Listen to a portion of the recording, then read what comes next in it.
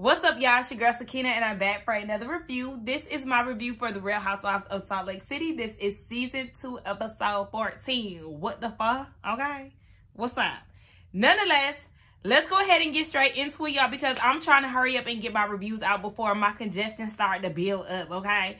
Anyway, the episode opens up with Meredith talking to Bland Brooks, honey. He is showing her a design that he has come up with, and it's nothing but a basic blazer and a strap across it that says Marks Brooks or whatever, Brooks Marks. Child, listen, saying his name backwards, but nonetheless, I was not impressed. One thing about the Marks family, they gonna wear a blazer. I don't understand the obsession. I love a blazer. It's definitely a statement piece. It's a basic or whatever you want to call it. It's whatever you would like to define a blazer as. But it's just like, dang, that's all Meredith wears. So, like, yeah, I was not impressed with his design. Anyway, Jenny comes over because Meredith is tired of talking about friends. She want to invite friends over and they talk about their husbands. Keep all the rest of the drama out of the conversation. Lisa came over as well, and they all got into the conversation of their husbands and how Dewey is trying to get Jenny to be on board with this sister wife thing. And then I just thought about it as well. That dog of Meredith is still on the table. Teddy, please, Meredith, y'all shouldn't have been eating nothing over there if that dog is on that table all willy-nilly. He probably on the counters willy-nilly too because they think it's okay. Oh, white people, y'all need to stop doing that. Nonetheless, Lisa was talking about how Jenny needs to role play because she said she never did it before. And then you see that they're in Meredith's closet. They done put her on a bustier and they put her on a blonde wig. And I was like, Meredith, not you with a corset and a blonde wig. Yeah, what kind of stuff you and Seth got going on behind closed doors? Let me find out. They say it's always the quiet ones. Meredith might not be as boring as we think she is, child, based off of what she got hanging around in her closet. Okay, girl, I actually did enjoy this scene because it was lighthearted. It wasn't filled with drama. They was just, you know, having a good old time. So shout out to the girls. So Criminal Mind Jen is on her way to go meet up with Lisa, but en route she decided to call Heather. It was saying that it's been 4 days. She had been blowing Lisa up trying to get in contact with her, and finally she responded and was like, I can meet up today. So here she is now on her way to go meet up. And Heather was like, you want some feedback? Like real talk? I hate when people say real talk. I don't know why. Like just hearing that present day, I know that was a saying that we used to say a few years back. Or like, I feel like real talk was something was like used when I was in high school, like college years. But whatever. Hearing people say it now, it makes me cringe. Especially when it's coming from a white girl. Even though I love you, Heather, girl. But let's keep it honest. Yeah, so she was just basically saying Jen should ask Lisa, do you want to keep our friendship the same or do you not want to place it in a different category? Because as Jen was saying in her confessional, her and Lisa went from talking like 3 hours a day to them not talking since she had then got pulled over by Homeland Security. And I mean, I feel like it would make sense why she would kind of back up a little bit. But if she was somebody that was a part of your circle and talking to you every day, it is weird that she hasn't tried to reach out to you in some capacity. So yeah, we'll see how all of this goes down in a minute. Now, everything is really awkward. Like they keep messing with the silverware and, you know, the waiter is interrupting. So like the whole vibe is awkward between the two of them. But Jen is saying that it's very hard. It's hard on her family, especially when she's innocent. And here go Lisa. Well, I just hope that you think that that you know that I think that you're innocent, right? I hope that you feel that from me. Girl, you was not singing the same song in Vail, okay? You was feeling like you was blindsided, you were deceived, you didn't know who you were dealing with, blah, blah, blah. You basically wanted to separate yourself from Jen because you didn't feel like you was getting the real her. Now all of a sudden you in front of her and you feeling like she innocent and you hope that she feels that energy from you. Girl, please, Lisa, we know you lying, bitch, okay? Keep that same energy. This is exactly why Heather got me. Well, Heather didn't keep her energy at 100%, to be honest. I mean, she said that they was doing their investigative work. But, I mean, I don't know. We already know the girls always have a tendency to sing a different tune once it's time to really go head to head. But one person who do keep the same energy for the most part is Miss Whitney Rose. Now, Lisa's husband is the whole reason why she's there. He basically convinced her to go speak to her, and she was like, you know what, you're right. And I also think that it's a good time for me to talk to her because she's cooled off and she just feels like she's in the right state of mind or whatever the case may be. So Lisa is saying that she hasn't reached out, and it is because she was hurt by Jen going at her at the kids' photo shoot. Now, Jen says in her confessional that this supersedes anything that happened before Vail. Girl, you don't get to cuss me out. I talk it out with you, and then you call me afterwards and still cuss me out. Like, girl, no, at that point, yeah, I would be on some girl fuck you type shit. Because you can't just talk to people crazy and feel like they're supposed to easily forgive you. That's not how this shit works. So Lisa is saying, you know, I was just very hurt by that. And you know, I was an emotional wreck, but I still had to get up, and I had to be a mom, and I had to work, and here come Jen. Well, you know, I was hurt too. You know, I still had to work, and I was still a mom. Girl, not you talking about when you was working. What you was doing, Jen? Huh? You was calling the elderly, leaving voicemails, and trying to get their credit card information. Or was Stewart doing that, and you was orchestrating? Girl, don't be talking about somebody I was working too. Girl, because we can go down that rabbit hole if you like. You don't need to be talking about nothing pertaining to work, Miss Ma'am. You're not qualified for that right about now. One thing you're not going to do is try to guilt trip me into making me feel like I'm a bad person for processing something that you did to me before. Yeah, you cussed me out, and I was siding with Lisa. Girl, you can't cuss me out and then feel like I'm supposed to be rushing to the phone once the feds come knocking at your door. Huh? Allow me time to process. The same way I said Cherie's family is probably unsure how to reach out or don't know what to say and things like that. You have to also allow people that are in your life to process what the hell happened. This isn't like something... Shit, let me try to... I didn't put myself on the spot, so now I'm trying to figure out like an example that I could use. But like, this isn't something little. Or, I don't know. Like, I can't think of this is just something that you would kind of just want people to, some people just want to take time. They may be a little hesitant to reach out because they don't know if you're innocent. They don't know if you're guilty. They don't know what you've done. So, we're going to allow you some time to get bailed out of jail. We're going to allow you some time to talk it out with your husband. We're going to allow you some time to talk it out with your kids. We're going to allow you some time to talk to your parents about it. We're going to allow you all this time. Meanwhile, all this time going by, we processing it too, trying to figure out if we should reach out. And if we should reach out, should we send a text? Should we send an email? Should we, I don't know. Should we give a phone call? Like, it's different things for different people. So, Jen keeps saying, but I called you first. I called you first. Okay. You gotta call me first, and that don't mean I'm gonna pick up the phone. That don't necessarily mean that I'm done with you. But give me time to process the fact that your ass just got arrested for a money laundering scheme with your partner in crime, and now all of a sudden things are a little bit weird. Like, yeah, I understand Heather was the first one to pick up the phone. Heather was there for her. Heather said exactly what she was going to do. And there's nothing wrong with that, but there's also nothing wrong with people processing it. She didn't necessarily leave your ass for dead. She just took a few days to return your calls.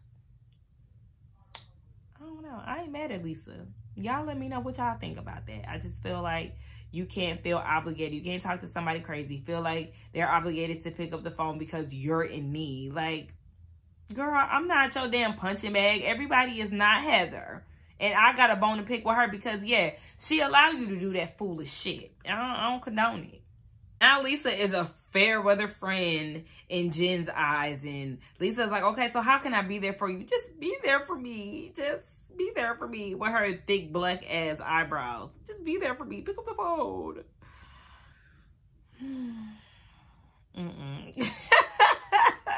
So we see Heather with her brother. He's in town from Switzerland, and I think she said he's older than her. I don't know if he's the oldest, but he's there. And obviously they're getting ready to do the celebration for their dad or whatever the case may be. But they discuss a letter that he had sent to Heather, and he informs her that he's no longer a part of Mormonism. And this is news to her because last time she seen him, he was still following Mormonism by the book. And he said he made the decision right before Christmas. He said that he had Googled John Smith. And you know what I did, honey? I said, hold on. Let's find out who this man is. And yes, he is the founder and the leader of Mormonism. And the brother was like, he married a 14-year-old, and they don't discuss that in the church. The brother thinks that this is disgusting because he's a father. And once he started doing research and things like that, he just got disgusted by the religion. He feels like he was in a cult. And he also feels like he has failed his children. He raised his children in a cult. And it's very emotional for the both of them. Heather is feeling the weight of the world on her shoulders because, yes, she's left the church. And a lot of people are sending her emails. And she's receiving all this positive feedback. But she really mourns the life that she used to have. She wished that she could be who she is and still exist in the Mormon faith. But girl, there's no way that you can do that if they have these strict rules that they have set in place. And I just don't understand why you're doing this. And it's, well, actually I do. She's doing that to please her dad. Girl, if you live your life to please your family, you will be fucked. You will live life in more regret than you think. I just don't understand why people do shit like that. I understand in certain cultures and stuff, it's important. You give thanks to your parents and all of that. But this is my life. You gave me life. But it's up to me at a certain point to navigate this shit the way that I want to. Like, girl, with all due respect, live life for you. Okay? Don't be trying to live life for your daddy. That man obviously ain't want the best for y'all if he was shunning your sister out because she had a mind of her own. Girl, please. And that brother, he need a damn grooming, okay? You need a haircut. You need a lineup. You need a... Child, you need a bath. Nonetheless, it's definitely a lot to deal with. But I keep saying, baby, that Mormon faith is something else. So we see the Shah family wrapping up the last day of Ramadan. We see Jen. She has her headpiece on. You know, they're getting ready to eat up. Now, I will say I did enjoy watching them do their prayer. I like seeing stuff like that. Just listening to them speak in Arabic, I really like that. So, child, they got spaghetti and bread upstairs ready to eat. But Coach Shaw was like, Jen, let me holler at you for a little bit. She took off her hair wrap. Child, that balding part, I said, come on, wig. No, ma'am. Nonetheless, he said, look, we got to downsize, okay? Because these bills, no. These legal fees, in which Jen said are now looking more like $2 million instead of $1. Oh, no, ma'am. Y'all gotta downsize expeditiously. But she doesn't want to do that because she said that their house is everybody's home away from home. It is like the center of her family on both sides, Sharif's family and her family. And downsizing will make her feel like she's let her dad and her grandpa down. Then she also said that she employs majority of her family. She's the one who had told them to move to Salt Lake City and she'll help them get on their feet. So I'm like, okay, so if your family is the ones working for you, then what does that mean for them? You put them in a position where you done fucked up the money. Are any of these people accomplices in any way? I think that's the word or whatever. Like, you know, hopefully that's not the case. But you keep trying to plead your case and saying that you innocent and stuff. And it's just not really, it's not doing it for me, Jen. Like, I'm just tired of hearing you say that you innocent and Coach Shaw over here trying to be a supportive husband, talking about we're going against the federal government and we trying to prove your innocence. we're just going to see how all this unfolds, honey. But she keeps talking about not being able to see Sharif Jr. graduate from medical school. Like, he's so smart, man. And Omar graduated from high school. Girl, you should have thought about that when you were scamming the people. See, every action has a reaction and a consequence. Like, sis, why you just couldn't do it the legal way? Child, so then Whitney and Lisa, they go and do paddleboard yoga.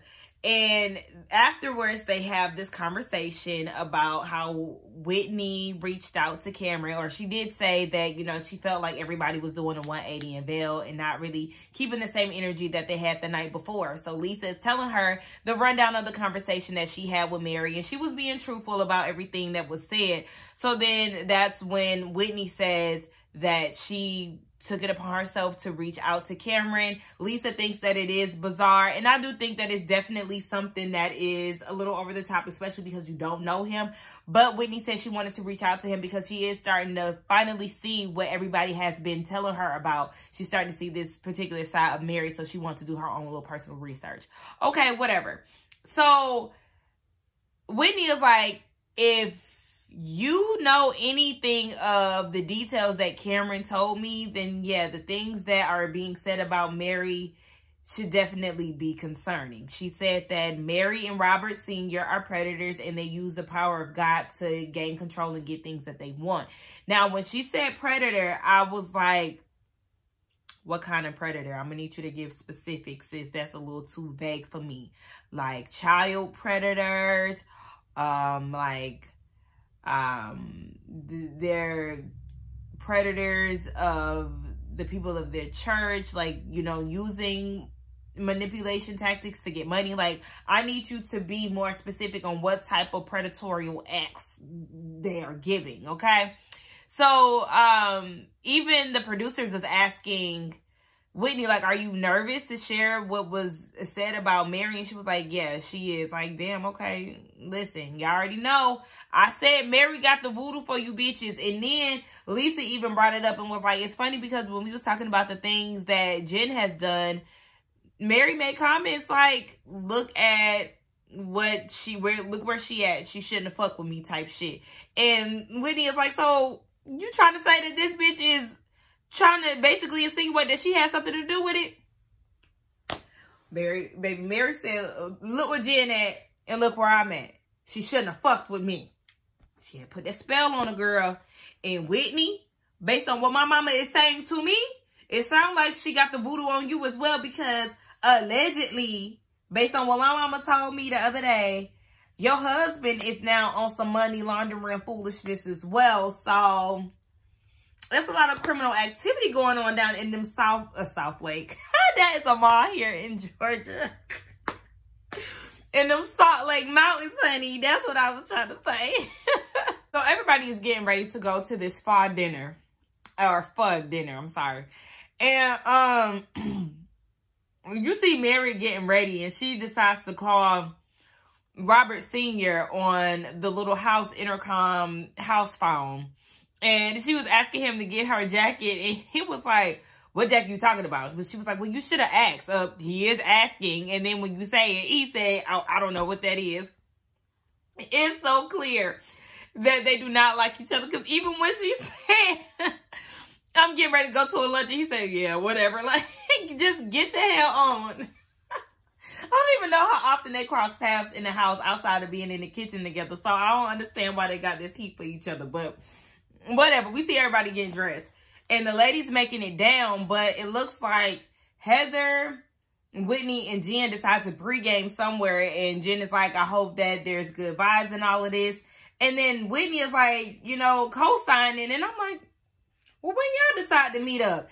And then Bravo did that good old flashback. And we see a few days beforehand, Jen and Heather had met up with Whitney, and Whitney did admit that she was very judgmental at the moment, but she feels like everybody needs a little light in spite of darkness and all of this good stuff. So she's like, if you need anything for your family or your kids, we'll be there to help. So It looked like a lot of people got a different tune when it comes down to Miss Jen. And that's okay, because I mean, sometimes, you know, I've caught myself doing that before. Like, you know, being a little judgmental. And then once I finally start to know somebody, or, you know, I hear the story or whatever, then I kind of warm up to it a little bit more. So, I mean, not saying what I'll be warming up to, you know, what Jen did or whatever. But, like, you know, if you really care about the person, you're not just going to dispose of them that easily. So, I ain't going to get too mad at the girls for being on Jen's side or being there for Jen at this moment. But one person who is not here for Jen Shah is that Meredith Marks, honey. First of all, Meredith, that dress that you decided to show up in, no fucking ma'am. That does not compliment your shape at all. You should have came in a damn blazer, okay? I know I give you grief about blazers all the time, but look, you stick to what you know. You know that you look good in a blazer. You could have came in a blazer dress, girl, because that right there was a hell no. Nonetheless, they having a conversation about Dewey, is the brunettes and Jenny, and this is at an International Peace Center or Park. I said, good luck. Because when it comes down to these girls, they ain't gonna do nothing but shake up that damn park. Hold on. My bad, y'all. Y'all know I'm trying to play catch up this week, so I am trying to multitask like hell. Nonetheless, Meredith is not pleased to see Jen Shah walking up in the distance. She looked at Jenny. She said, now, bitch, hold on. Of course, she ain't say it like that, but didn't I tell you, if it came down to me and Jen, when it came down to inviting people places, not to invite me if she's in attendance? Oh, why is she here? Okay? And Jenny ain't got shit to say. What do you have to say for yourself? So Jen walks up and the tension is thick, honey, okay? Meredith said, I'm an adult, so I'm not going to leave just because she's here. We just going to get through it and I ain't going to engage, okay? We already know she is the disengaging queen. So Jen comes up and they do a little fake hug and they end up standing next to each other. Everybody is waiting on Mary. She's late as hell, but they decide to go into the garden. So they get to the table where they're supposed to eat, and Jenny is expressing to them that, you know, this is a part of my tradition when we're having some issues or some type of conflict. We eat together and we come together and all of that. So she's going to be serving traditional Vietnamese dishes. Now that mango drink, I need that. I love me a mango. And she said it's a little spicy. I think she said it had a little lime in it. I need to go find that. Now, she did have the seating arrangements together before the girls got there. And Heather was looking like, so Mary's supposed to be sitting by me? Girl, were you not in Vail? Do you not remember that we had done got into it and she told me that I didn't matter in all of this and she done called me chunky? I mean, she don't know that, but still. Why everybody be coming for my girl? First Jen gonna try to come for her. Now Mary coming for her. Y'all ain't right. That is a good lady. That is a very sweet lady. Nonetheless, yes, speaking of Mary, she on her way up the bridge. Now, Mary, that wig with the little piece of bang look the fuck good on you. You need to keep it right here. All the girls were complimenting her wig. And Lisa was saying that Jenny looks good with a blonde wig too. Now, y'all know damn well. Nonetheless, y'all know y'all just plopped that wig on her head and made her strut for the cameras. But nonetheless, y'all know Mary be on her weird shit. They complimented her and they was talking about Jenny and she was like, oh, well, we'll talk about that. You know, it's called a wig change. Talking about her hair. Like, girl, we know, Lisa know that you ain't dye your real hair blonde, girl. Like, she understand that's a wig. But nonetheless, they showed a video of Jenny with her blonde wig on. And they were saying she looked good. She looks a real anime character. And then here come Mary. Oh, and your eyes look all slanted. I like your slanted eyes. I don't think she meant it to be offensive, but like, girl, you ain't just meet her today. She been had them slanted eyes. You should have just said, oh, girl, okay. That wig was bringing out your eyes or something. I don't know. Nonetheless, Jenny said that if it wasn't her event, Mary would have been on the floor. Girl, you wouldn't have did shit. But nonetheless, Mary and Heather, they let bygones be bygones. Y'all know, for the most part, I guess, unless it's pertaining to Whitney, Mary is willing to let things go. Meanwhile, Whitney is watching Heather and Mary have this conversation and everything is all hunky-dory. And Whitney looking like, bitch, I got the tea on you. I'm just waiting to unleash on your ass. Like, okay, girl, listen. Like I said, Mary got the voodoo, so you better be ready, Miss Whitney. Okay. So, everybody is now getting introduced to pho. Ooh, I just had some this weekend, too, because y'all know I was down bad, and I was like, you know what, let me go ahead and get me some pho, honey, and I tore that shit up. Ooh, man, I'm telling y'all, the mint and the cilantro is what sets it off. Oh, I got it left over in the refrigerator, but I think it might be a little old now. I might need to throw that away. And I'm eating pizza anyway. Nonetheless, so Whitney looking around like, man, everybody smiling and giggling and shit. Is this even our reality? She's saying this to Jen. She was like, everybody being fake right now. And Mary said, hold on, wait. You said everybody faking it right now? What you say? Huh? What was said? I said, ooh. And she was like, yeah, everybody is being fake. She said, is everybody being fake or just you? I said, oh, bitch. Whitney, you better be ready for Miss Mary because she came to play with them bangs, honey. She came to bang with her bangs, okay? So you better get ready to go and tussle with her because she about to give you all the smoke, Miss Ma'am. You know how she feel about you.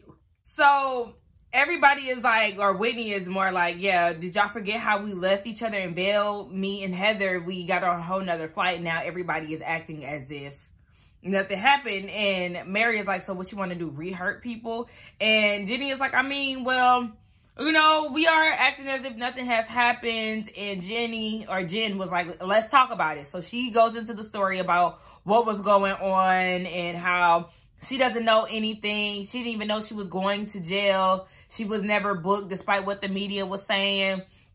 And Mary was like, well, I knew you didn't go and sit in jail based off of your outfit. Your outfit was cute, by the way. Your hair. I said, It's funny how Mary keeps going back and forth with how she feels about Jen. One minute she was looking at Meredith sideways for living her best life in the tub, knowing that they just got this news about Jen. Then the next minute she's saying that she never seen anything, I don't know, ethical or whatever it is she said at the table with the girls about Jen. And then when you're in front of Jen, her outfit was cute and, oh, let me hug you and da-da-da. Like, it's literally back and forth when it comes down to how Mary feels with Jen. I mean, it's back and forth with a lot of people, but the way that Mary was saying that she didn't see anything, she never seen any potential. I can't remember what she said exactly, but she said she never seen the good in Jen. I think that's what it was that she said.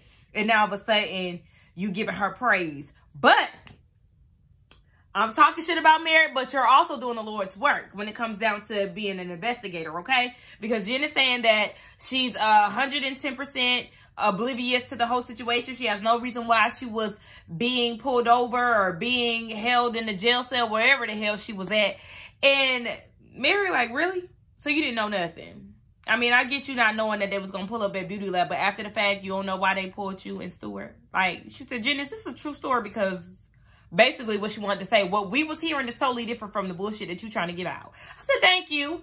Okay, let Mary be the one to actually try to get down to the shit. Now, we know that Whitney is usually our residential investigator, but she ain't on her job today. So we're going to usher in Mary to get down to the nitty gritty because for some reason, Whitney don't have the same smoke that she has for Mary.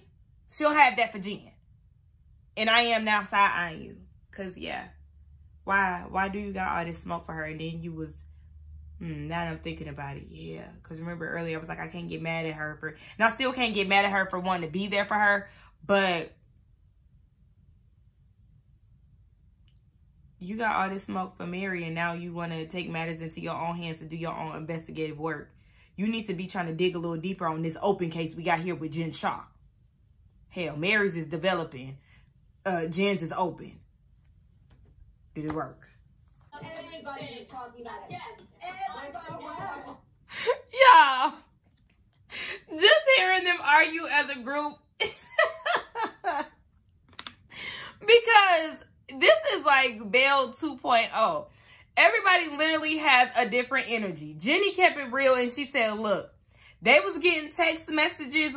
We was reading up on what was going on about you. And Jen is like, hold on, wait, who was reading up on what? And Jenny said, Whitney was the one who got the text messages. Here come Whitney. I wasn't the only one who got text messages. You were calling your lawyer. Whitney, no, Lisa tried to make it seem like her lawyer called her. Girl, you call all, what, six to nine lawyers, however many lawyers you got on standby. You called all of them. So don't try to make it seem like, oh, because that one missed your call and he called you back, that was the one who actually reached out to you first. Girl, shut the hell up, Lisa. Everybody is backpedaling and pussy popping, and I'm just like, girl, no. Just like Jenny said, y'all was all talking shit. And then Mary, bitch, you got the nerve to say, I wasn't talking about you, Jen. Maybe remind you of the things that you said, huh?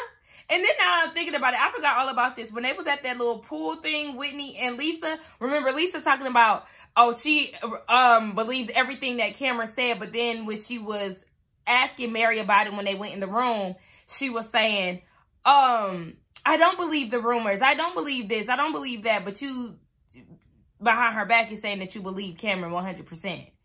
Ooh, y'all some flip-flopping ass bitches if I ever seen them. Y'all know it'd be easier just to tell the truth instead of lying. What the? So, Mary, everybody is still, you know, going back and forth about what was being said about Jen.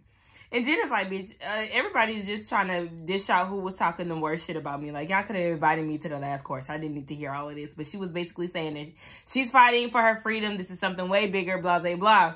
Mary's still trying to make it seem like she wasn't talking shit about her. And she's asking her, what is going on, Jen? Like, and Mary said in her confessional, she said that she was, she is guilty of something if the FBI, New York, federal government is after her and all it is, Homeland Security. And she's really trying to get down to the bottom of what Jen got going on. And Lisa keeps chiming in. And y'all know how Mary feel about people chiming in. She's like, ugh. You know, she's treating her like she was with Whitney down at the pasta place. I'm trying to get this information from Jen. Now, Jen, go ahead. And here come Lisa again. This is a friend group. We're having to all have a conversation. But I'm trying to hear from Jen.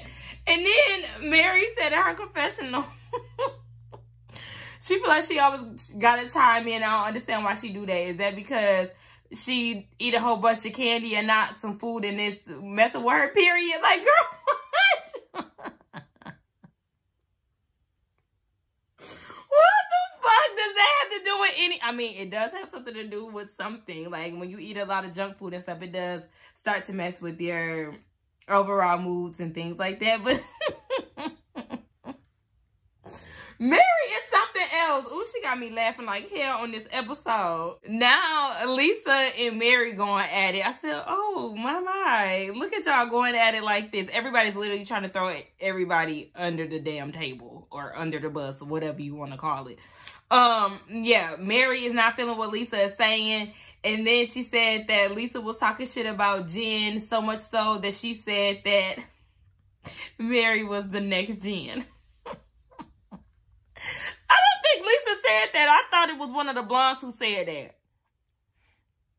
Yeah, because Lisa was the one that Mary had told it to. Like, to compare me to Jen is like comparing me to a thug. Girl, it's so funny that everybody is just all of a sudden forgetting everything that they've been saying. I'm Team Jenny this episode, okay? I'm flip-flopping too, bitch, okay? I was not feeling Jenny for majority of this season, but when you right, bitch, you was right.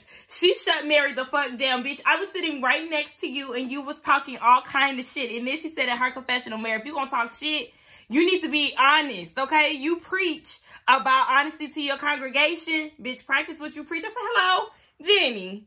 You keeping it real down at the table today. I don't know if it's because we sitting here at your garden or what, but you was letting it all out, laying it all on the table and letting the girls know. Yes, everybody was talking shit. Wasn't nobody exempt. We was all getting Google alerts. We was all reading the information. We all was speculating. Everybody had their little piece in it, and y'all did. Y'all, this episode should not be this funny. So, Jenny was saying basically, Mary, you lying. She gave her eye contact and was like, yeah, you lying. I don't care about you. Mary was like, you know what? Then I'll just go ahead and excuse myself. Jenny said, there's the gates. Okay, baby, I'm not stopping you from leaving. So she got up. Mary was gonna leave. Meredith decided to stop her with her velvet turtleneck. This was Meredith the whole time she was there. Like, that damn velvet dress is not flattering on her whatsoever. But she decided to try to get Mary to come off to the side and, you know, cool down a little bit. But no, once you tell me there's the gate, bitch, I'm out of here. Fuck trying to stick around. But I understand we got a show to run and I'm trying to see the mess. I'm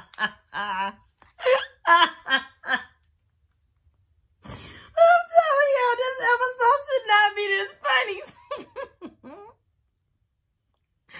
No.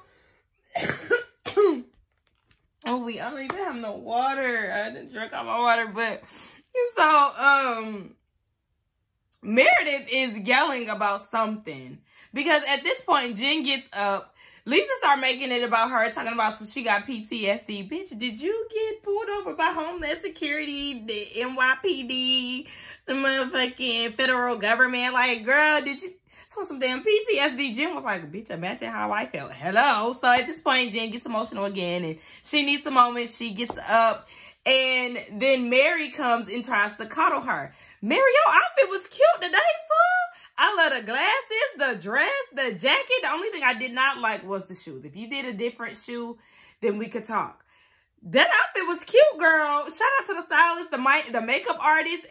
Girl, that was a look, nonetheless. So, yeah, Meredith was talking about being somebody's friend or being uninterested. I don't know if she was talking about Jen or Mary, child. Nonetheless, I didn't give a damn. I was just still distracted by that damn dress of hers.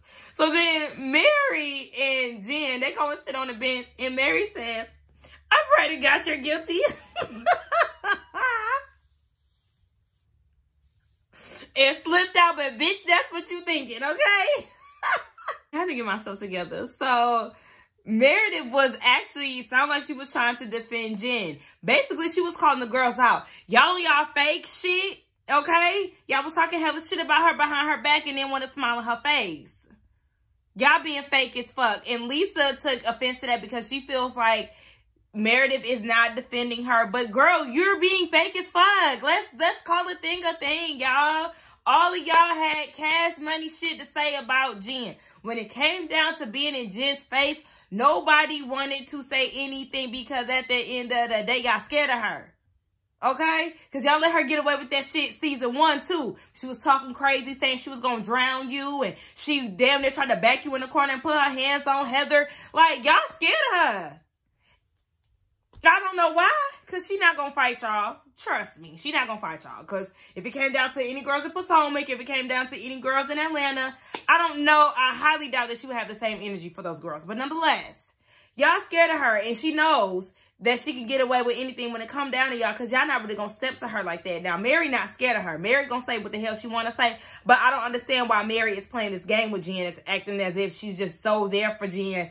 And in our reality, you was right there with the rest of the girls talking shit. But that's just y'all, child. I guess Meredith told Lisa, honey, she said, look, you've been hollering for a half an hour. I can't do it anymore. She got up. She was trying to leave. She told Jenny, I told you, don't invite me when it come down to Jen.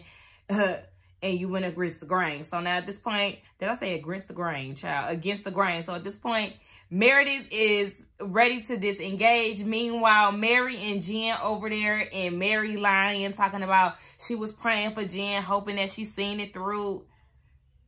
Girl, stop the foolishness.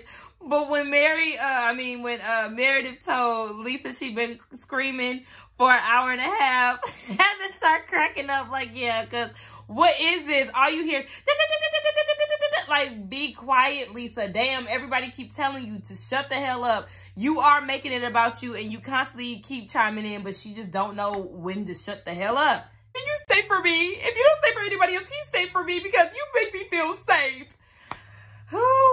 One thing Lisa gonna do is act, honey. Y'all need to just go ahead and place her in a movie. Well, I know she was in that Housewives Christmas movie, but give sis a bigger role, a bigger gig. Because one thing she gonna do is produce a tear and come up with a damn dramatic ass phrase to go with it. Like, girl, what? How many dramatic scenes did you give us this episode? Relax, girl. You don't need Meredith to stay there. You don't. If you just learn how to be quiet and stop being fake, then all of this would have been resolved. But child, go off, Lisa Barlow. Again. So Lisa selfishly convinces Meredith to come back to the table, even though Meredith said that this was a toxic environment for her. But whatever. Everybody gets back to the table, and Heather is trying to give Jen some words of encouragement, saying that it seems like, you know, the entire world may seem like it's against you, but that's not true. Here come Mary. Well, I wouldn't say that, Heather. Exactly, bitch. Don't lie, okay? Because majority of America, or majority of the people who do now, bitch, we give you the side eye. Because, yeah, what the fuck is going on? What did you do?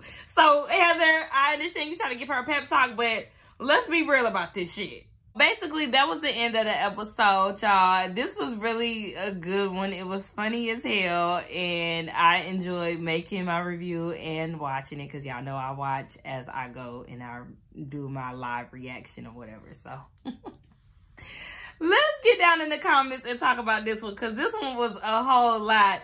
Don't forget to like, comment, and subscribe to my channel, and I will see y'all in the next one. Bye.